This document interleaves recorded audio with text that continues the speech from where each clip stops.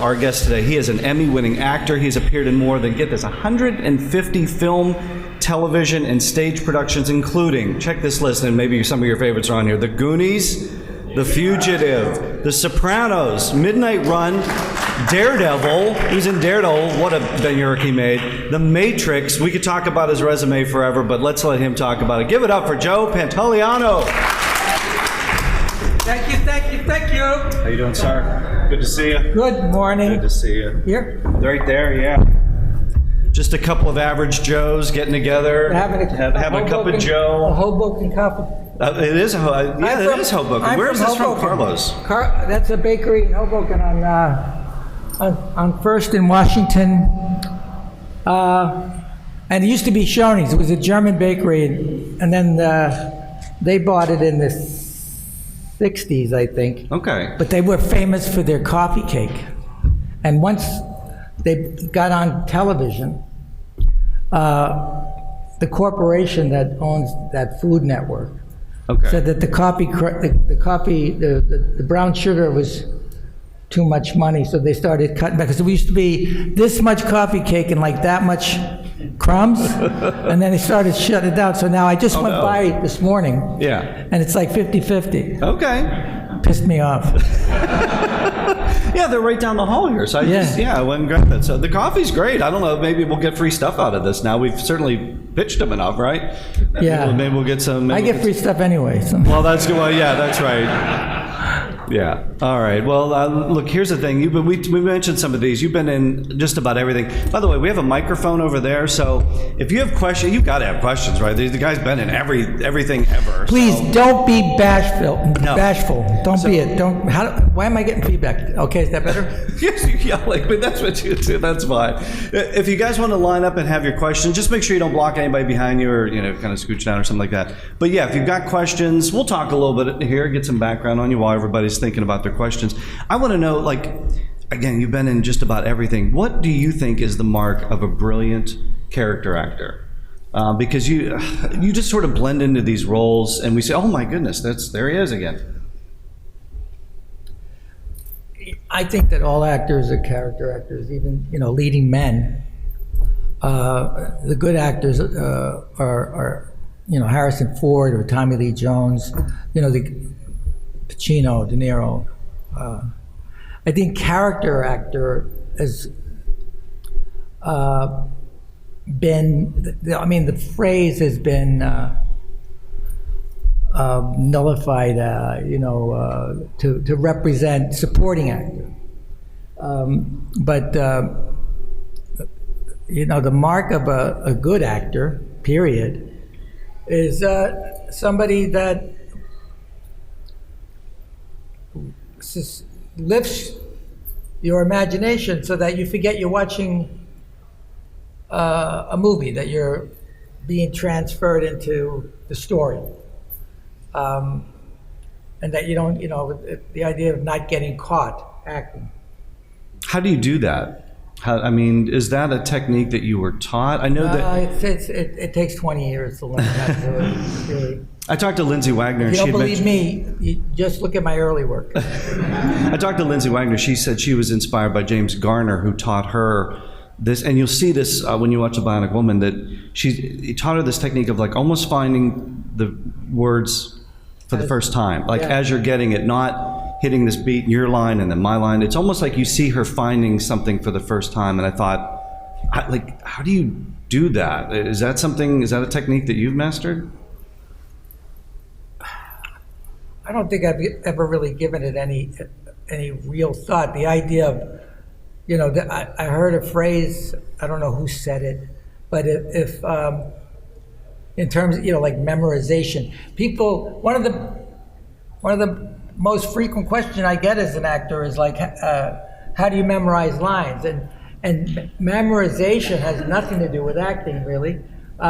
It's just a technique. It's a repetitiveness. It's just saying the words over and over again, so that when you're learning lines and you've got them in your head, then you've got to be able to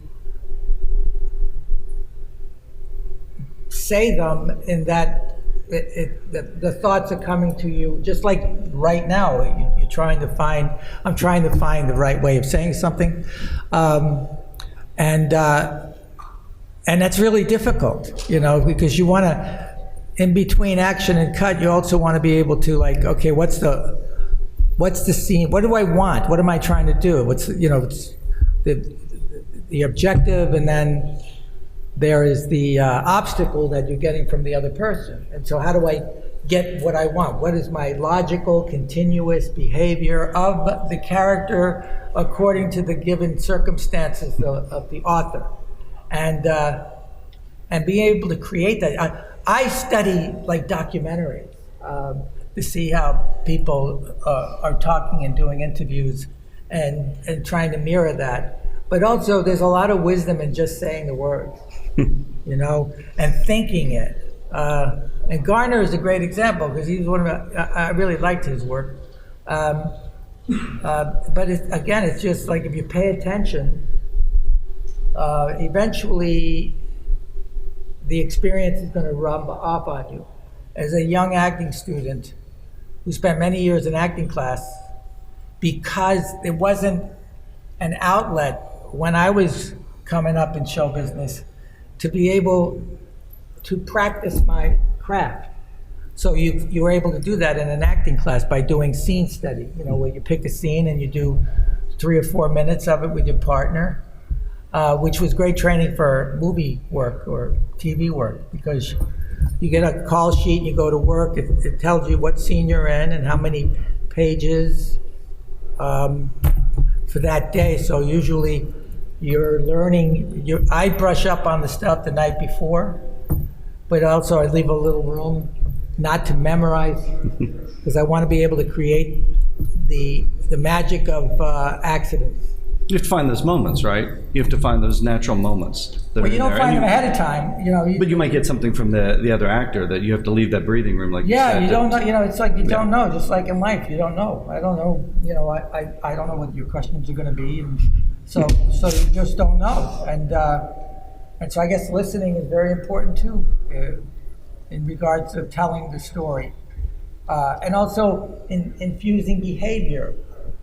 I've been watching a lot of I don't know if any of you know the Criterion Network.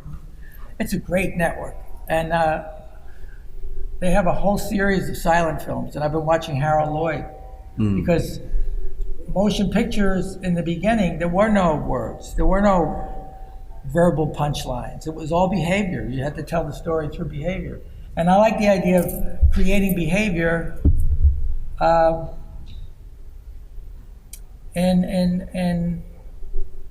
in the story.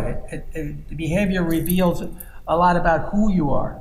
Because in acting, they taught Stanislavski, the Russian acting teacher, director, actor, but he taught that that there were like the 4 questions you need to ask yourself as the character, through the character, in the scene you're going to do, or in the play you're doing, is who am I, where am I?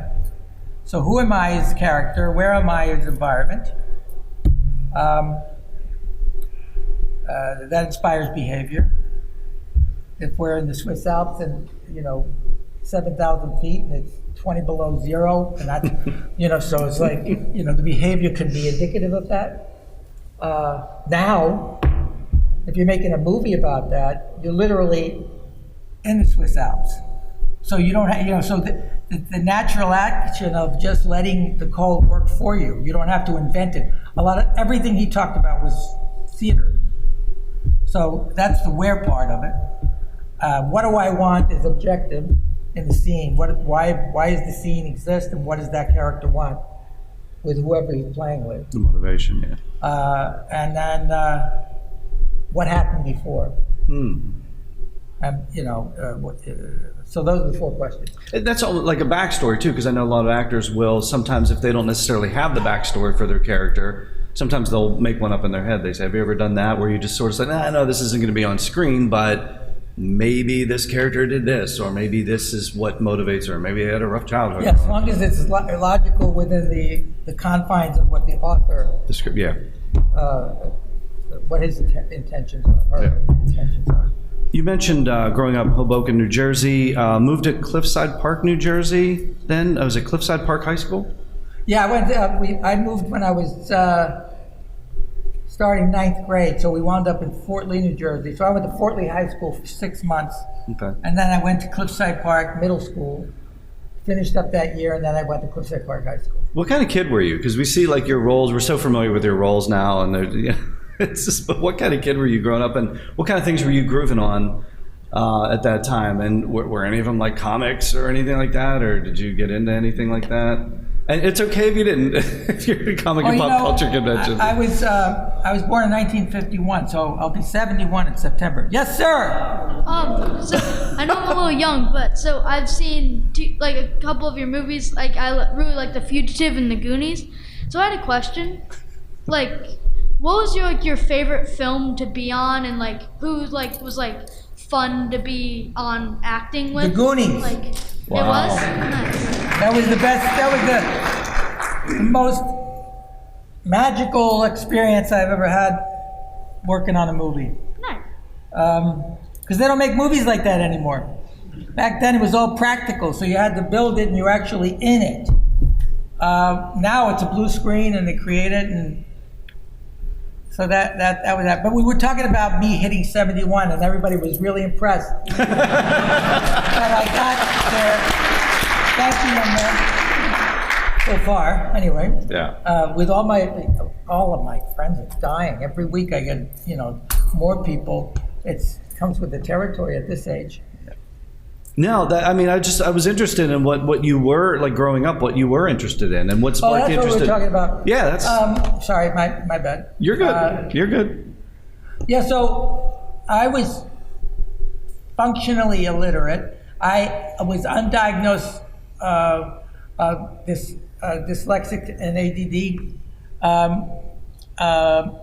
and not until my children were diagnosed with it that I came to understand that I had it too. They just didn't have it. It was either, when I was growing up, you were either, if there was a problem at school, they would say either he's stupid, he's lazy, or he's crazy. And, it was kind of like a bipolar existence for me, where a teacher would say, well, he's not stupid, he's just lazy. Or he's not lazy, he's stupid. So it wasn't until the opportunity to be in the senior class play in 1970, and my sister read the play to me so I could get an understanding of what the play was about, and then she helped me memorize the audition material. And so when I got there, I did the audition, and then the teacher asked me to read another part. And it was like in the auditorium in the high school, that everybody was out there. It wasn't a private meeting. And so I was fumbling through that piece, and I could hear kids giggling. But I was lucky enough that she gave me the job. And so I remember I think we did the play 3 times, a Friday and a Saturday and a Sunday. But I remember that last performance where I had to do like a monologue out to the lights, talking, asking for help.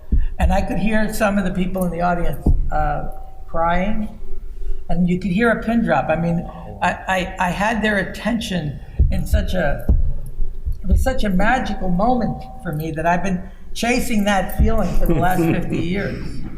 But that was the hook. That was the hook that drew you in, just that moment. Wow. Yeah.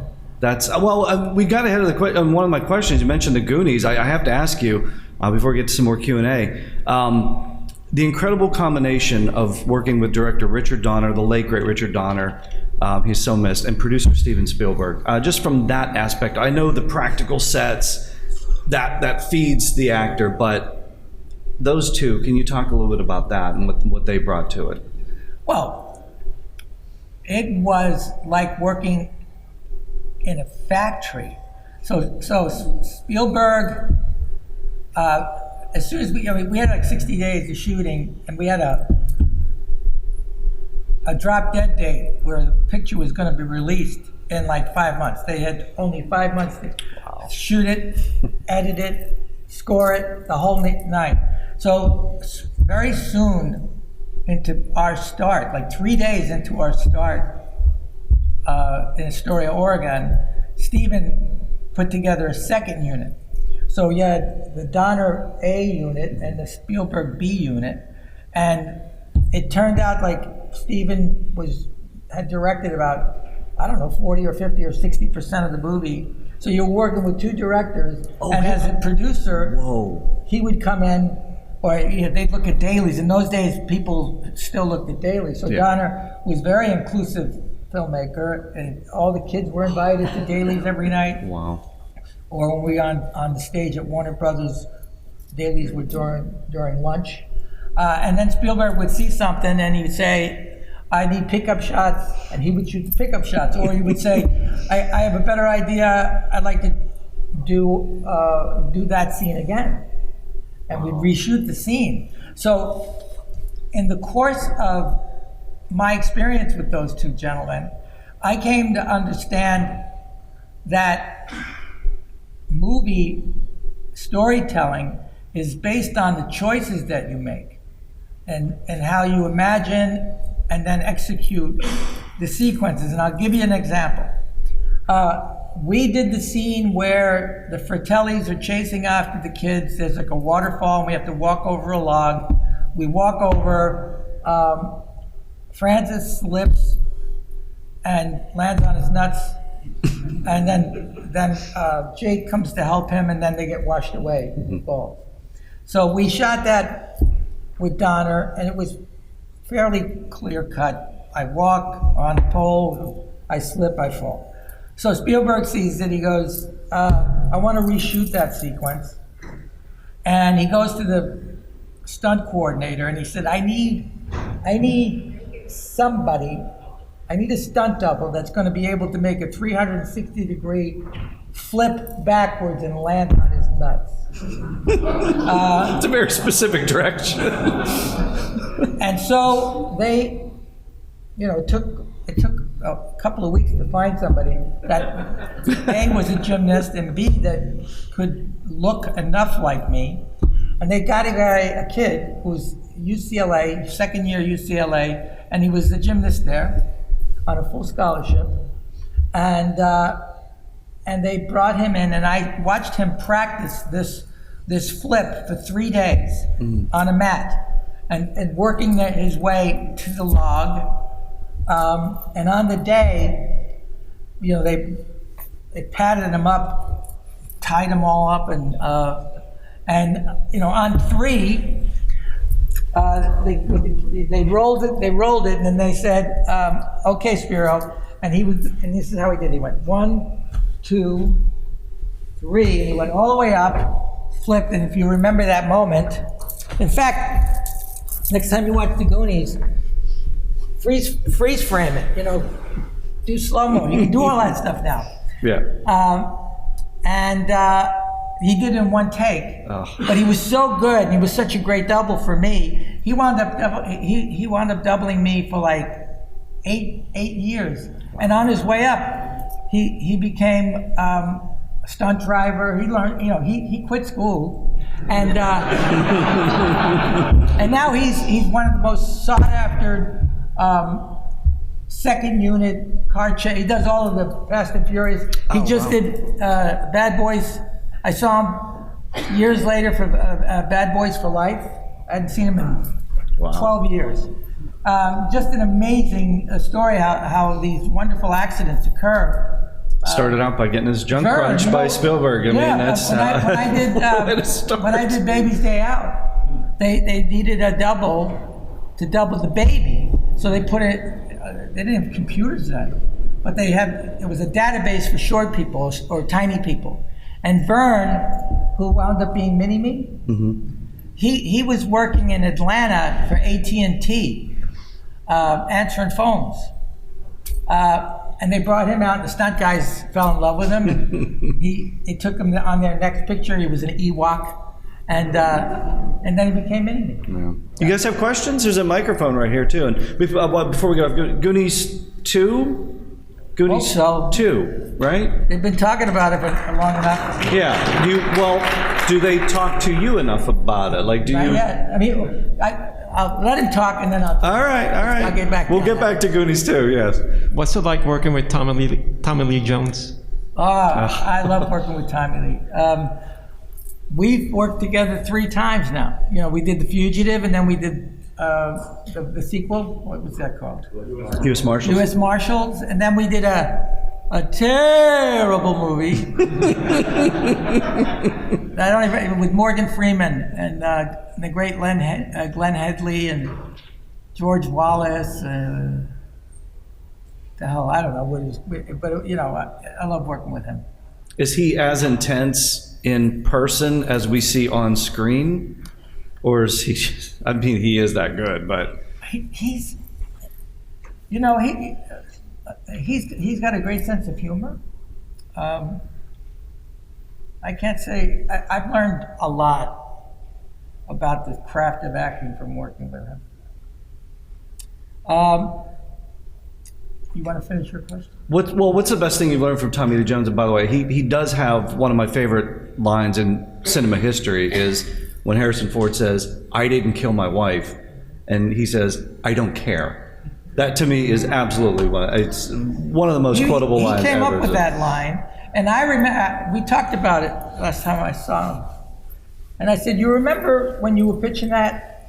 And he goes, "Nope." And I said, "Well, by the way, Josh Brolin does the greatest Tommy Lee Jones I've ever seen." But he, when he sold it to Andy, he said he was quoting General Westmoreland during the Vietnam War, and a reporter said, I don't know what the lead up to it was, but you know, Westmoreland said, "I don't care. The fact is, you know, that's not my department. That's not my job. I'm here to catch you. Yep. I'm not here to judge you." Yep. That's not why I'm here. I don't know, yeah. It's just a brilliant line. Another question? We've done the question. I want to ask, I mean, see, yeah, go ahead back. And so, real quick, Goonies, I mean, you were saying something about Goonies too. Did they, I know Richard's gone. I know he'd been working on a script. They talked about, is it next generation? Is it the same kids growing up? And is there anything you can tease at all? Or would they the police will come and get you and take you All I know is a while ago, we had a Goonie reunion. Yeah. And over the years, what's it going to be, 40 years? Close, coming in on, yeah. Over the years, occasionally, you know, I'd run into Steven Spielberg and he would say, you know, we're working on a script, or Donner, and at one point Donner actually called me. That was like 10 years ago. And then last year, after we did the Goonies reunion, where we reread the script, Dobby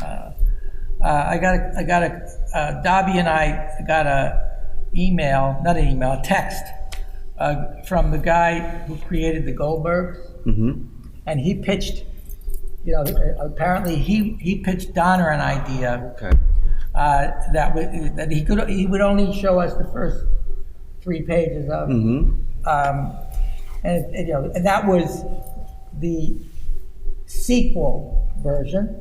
Okay. I think with the success of all of these sequel movies, like, you know, Bad Boys for Life or Top Gun, audiences, or the fact that, you know, Law and Order's been on television for 30 years, for some reason people really like going back and seeing these characters brought back to life. So I would hope that we get to do another one with everybody. You know, have Willie come back. Some guy who's floating around here brought a book to me that he actually wrote a prequel. I haven't started reading it yet. Oh, like some fan fiction. Okay. A prequel with One Eye Willie. Oh, okay. You know, with Chester Copperpot. Okay. Well, there could be a whole new franchise here. That we got. All right. I actually got to call Chris. I got to email Chris Columbus. All right. I think you got some pitch meetings coming up here. Let's go to the next question. Yep. And your name and where you're from? Matt Klickstein. I'm from originally Southern California, but all over now. Hey, Matt. Hi, Matt. How you doing? Hi, Jim. It seemed that there was, I'm a kid of the 80s too, so in fact I just rewatched Goonies very recently, so watch it a lot. But there seemed like there were these great movies that were coming out where the villains were very nuanced and even could sometimes be almost a mentor character to really help drive the protagonist's change and development. You know, Louis Gossett Jr. and Officer and Gentleman and the Professor and the Paper Chase. I, was a big fan and still am of Risky Business.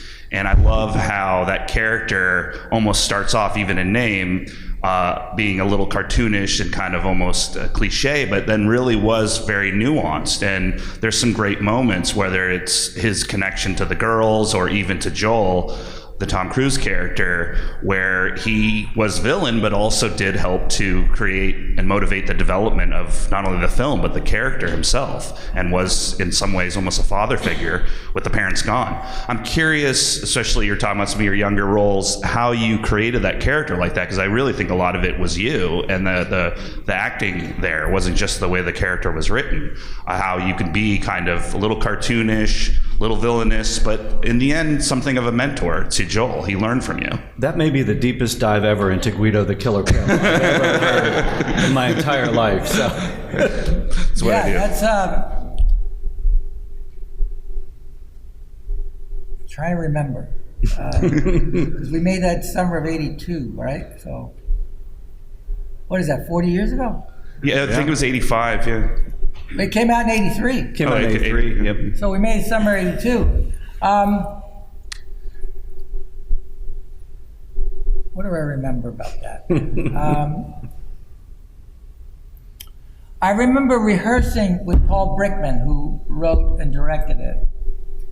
And there's a scene with Joel and I, Tom and I, where I'm trying to get into the house, and he comes out, can I help you? And I said, who are you? And she's like, and then I take him aside so that she can't hear me. Yeah. And I go, you're a smart kid. You look like a smart kid, so I'm going to tell you something. That's pretty good. I remember the line. I can't remember last week, so. Some of the things that stick with you. But in the rehearsal, I had a tooth. I decided to, in terms of behavior, I decided to use a toothpick, right? I had a toothpick in so when I put my arm around his shoulder, I took the toothpick and I put it underneath his chin.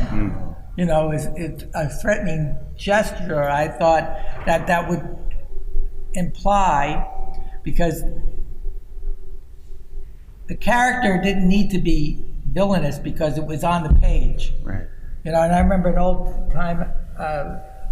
old character guy who once told me, it's like, when the material is there, there's no reason for you to have to not overdo inflate it. It's already there. It's like, as he says, as if it's an 80-year-old guy is playing an 80-year-old man and he's putting on age makeup. You don't have to put the makeup on. You're already 80. Yeah.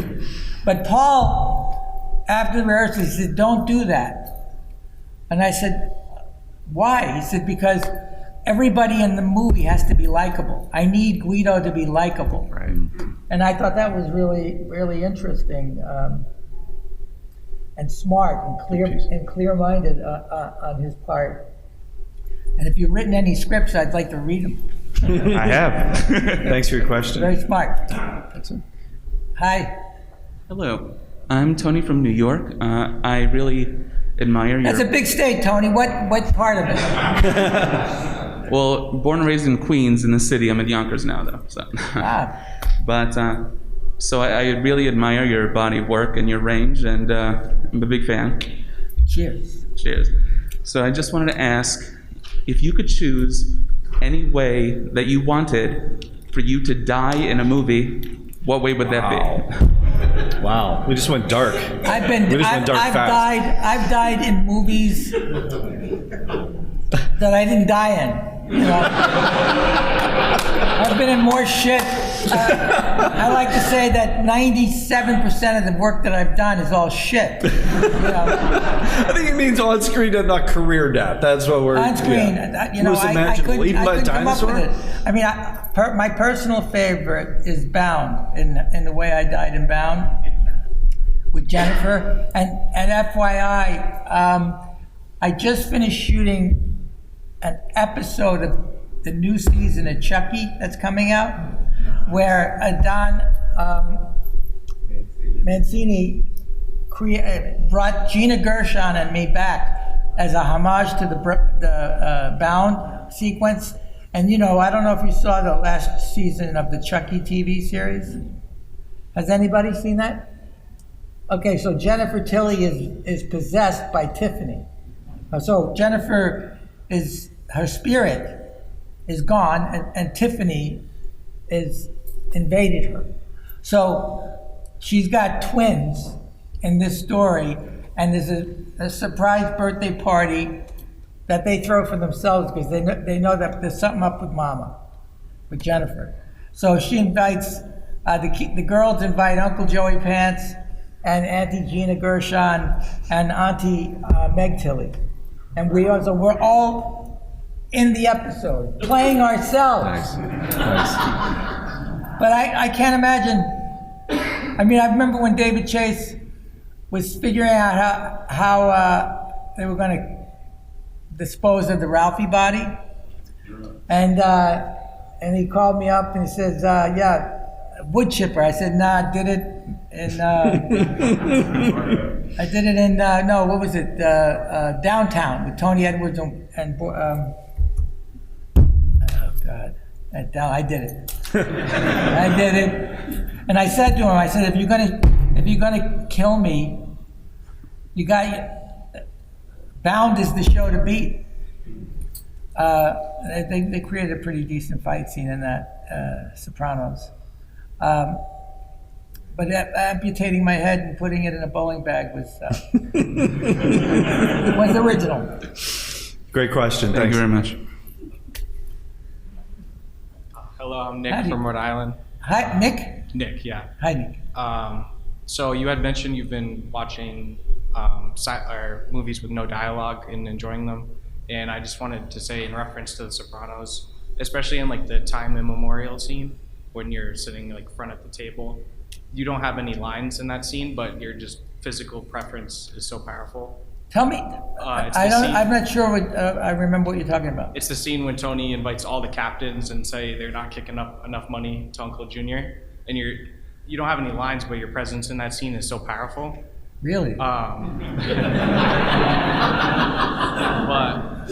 I just need to know if you had total creative control over Ralphie, is there anything you wish had happened or you would like to see differently? God, they wrote that guy so good. You know, I feel I almost felt guilty when I won an Emmy award because the writers did all the work, and I must confess I haven't seen a lot of The Sopranos show because I didn't like Ralph. I love playing him, but I was always fascinated. I think I can't speak for David Chase, but it seems like almost like there was a complete surprise that these characters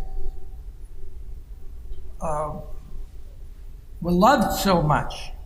Because even with their flaws and their despicable nature and misogyny and the brutality against women and and the idea that Tony murdered men and it was okay, but it was almost a quantification of well he only murdered men and the lust for villains in our society, going back to the Western, But also maybe Shakespeare. I mean, Shakespeare's greatest villains, all of them were way more interesting than the protagonists in Mr. Shakespeare's stories. But I don't remember. I just thought it was terrific writing, and I was lucky to be there. Thank you very much. Thanks. And I don't remember that scene. You have to go back and watch it now. I don't remember being there. That's an interesting thing is I see stuff. I'll be home and I'm flipping channels, and there I am, and I'm looking at a scene, and I don't even. I go, I don't remember shooting it. I was a drug addict and an alcoholic. Well, that's what we said at the beginning. You're in everything, so it's odds are something's going to be on at any given time. Next How do question. you do? Hi, Jim. I grew up in the Bronx. I'm in Manhattan now. I'm glad someone else brought up Bound. I was nervous to bring it up with all the Goonies talk, but do you have any great memories from Bound? It's one of my favorites. Well, what comes to mind when you ask that question is another great lesson that I got. The Wachowskis, when they were making that, was the first movie they ever made as directors. They'd sold a couple of scripts to Warner Brothers and were very unhappy with the outcome, one of which was directed by Richard Donner. Studio system, a lot of things, they'll buy a screenplay and then they'll hire somebody else to rewrite it. Once you sell it, you don't own it anymore. You don't have really a say. It's a luxury if they continue to include you in the idea of making the movie. So they wanted, when they sold The Matrix, they wanted to try to get an upper hand on being able to get picked to direct it. And they thought that the only way that they could get a studio to give them $70 million to make a movie was by showing them they could direct, and that's where they came up with Bound. They pitched it to Dino De Laurentiis. And he said, I'll give you $3 million. And we started making the movie. And I, in the rehearsal, I remember the rehearsal process, and they hired filmmakers that they would use on The Matrix. So they got Bill Pope to be the DP, and they got Zach as editor, and it was like they were creating an infrastructure that would move on if they were lucky enough to direct The Matrix. And I remember there was a sequence where, I guess during the production process, they told the stunt coordinator what they needed from the Gino character, who gets shot and falls back, and Serafian, who was a large man, I think he was like 320 pounds, but on the day they came, the coordinator said, "Well, I can't get that shot because the guy's 300 pounds," and they said, "But you said you could give us the shot. That's the shot we want." And so they went to work, and they created, their gaffer created earlier when my character Caesar opens up the briefcase and he kind of goes like, wow, like he can't believe that the money is not in the briefcase. They rigged the camera. This is back in 93 or 4. They created a 16 millimeter mount that was on my chest, so the camera was here. So every move that I made was like this, and that's how they got that shot. Well, when they wanted the Gino character to fall, it's a great shot. You should look at that scene, if not the whole movie, because it's really a good movie. The same gaffer created and it took 12 hours. It took them 12 hours to be able to start shooting the scene. So it took a whole day, but they stood their ground. And so the gaffer rigged like a U-shaped apparatus that went like this. And so this part of the U went up the actor's clothing so that it was a harness to his back, so that he was here. and then the camera was on the other side of the U there, and they had a very wide lens. And so on action, the whole mount, like if this is the U, here's the camera, here's the actor, and it went like this. So you could see him hit the floor, and it's done in slow motion, if I remember. And all the actor had to do was this. A great actor and director, Cifaretto. Great. And I'm happy to hear that the reunion will be in that Chucky episode. Yeah. Well, thanks for your A lot of question. surprises. Thanks. Hi. We got about 5 minutes left, so we'll get through these. We have 3 more questions. Yep. Go ahead. Hello, my name's Willie. I'm from Trumbull, Connecticut. I love your work in The Sopranos. I think Ralph Cifaretto is such an interesting character. And just kind of going back to what you said earlier, what was it like playing somebody who was really vile and destructive, but also just had really hilarious, almost like 9 to 5 attitude moments about his life and just that whole process? Well, you know, the way I played him, let me remember. As I recall, I got into the psychological aspect of him, and like somebody who desperately insecure, like a lot of those characters were. You know, like what creates a monster? Because you have a series of monsters that find each other in that story. And so I chose, without talking to David Chase, I chose that this was a boy that was sexually abused by his mother's partners, and that this was a young man who had seen The Godfather 70 times and wanted to be Michael Corleone, and so he dressed like Michael Corleone. But I talked to the costume designer. And I said, I'd like to wear askets. And I talked to David, too. I said, David, based on the given circumstances, this guy, Ralph, he's a great earner. He's the best. He's the top earner. But he also has the ability to be more like a civilian and blend in with the politicians that a lot of those guys couldn't because they're all in jumpsuits. So I don't want him to. I want him to look different. I want him to look out of place, and I think that I think maybe he's also got to maintain an image that's not even him. I think he might be gay, and they experimented with that when I was there. We would do scenes where it was homoerotic overtones, and then the hetero part, and they chose to go with the hetero part. But then they took where Ralphie was going to go or might go, and they transferred it to another character later, and that, which is a real luxury when you're doing episodic television. If something gets pulled or doesn't happen, you can put those words into somebody else's mouth. Season 3 or 4 or 5 or 6 or 7, or 31 if you're talking about Law and Order. But that so it was fascinating to me because these are broken souls, but they're narcissistic and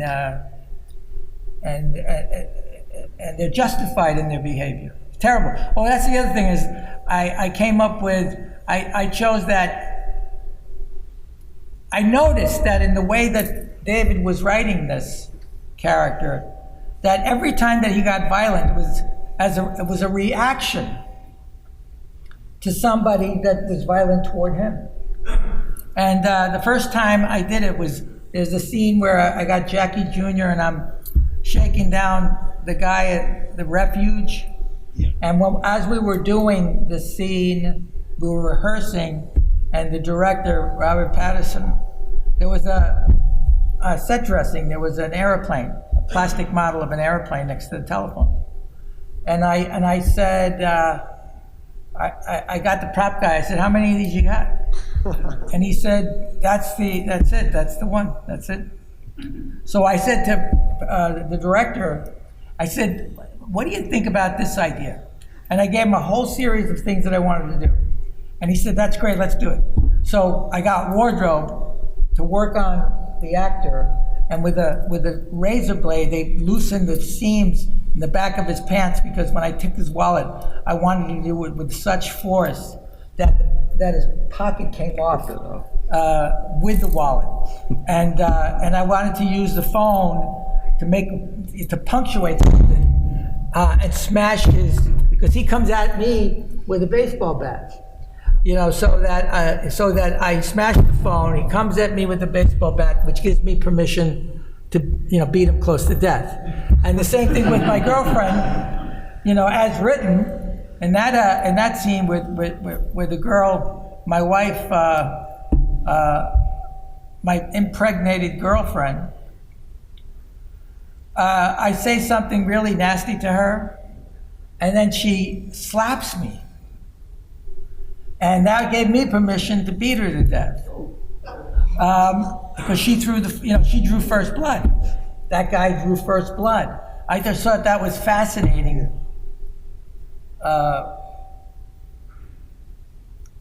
Behaviorally, and a glimpse into the soul of these characters.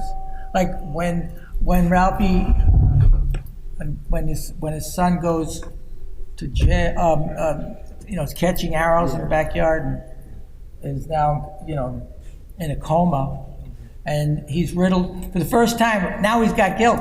Not for any of the behavior and the horrible things he's done for Tony, for the father approval, for daddy's approval.